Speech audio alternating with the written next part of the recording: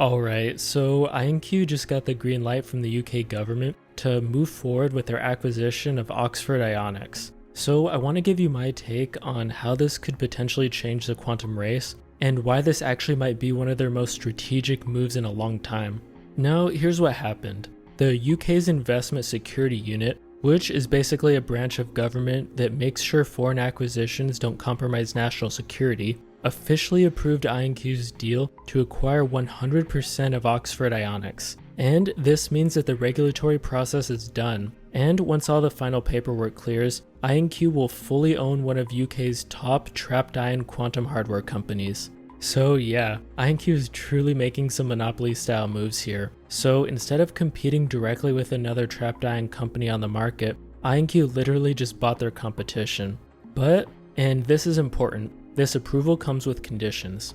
Specifically, the UK government issued something called a final order, which says that Oxford Ionics quantum hardware, now and in the future, must be hosted in the UK. And this is so the British government can conduct independent security assessments as needed. And on top of all that, IonQ has to retain Oxford's key science and engineering talent, their infrastructure, their IP, and their operational capacity inside the UK.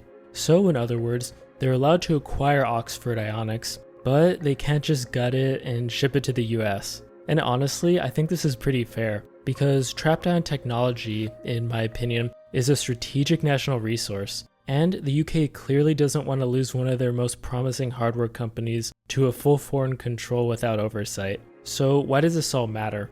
Well, for one, IonQ now have their hands on a second world-class trapped ion architecture system. Oxford Ionics has been developing a unique trapped ion system that focuses heavily on integration with standard chips manufacturing, which is very different from the more bespoke approach that IonQ has used up to this point. So you can kind of think of it like this. IonQ builds quantum computers using trapped ion hardware and photonic qubit control, while Oxford Ionics, on the other hand, develops trapped ion chips with unique electronic qubit control methods, meaning they don't use lasers or logic gates, which could potentially enable faster and more scalable architectures. But both companies use trapped ions. It's just that their control systems are fundamentally different.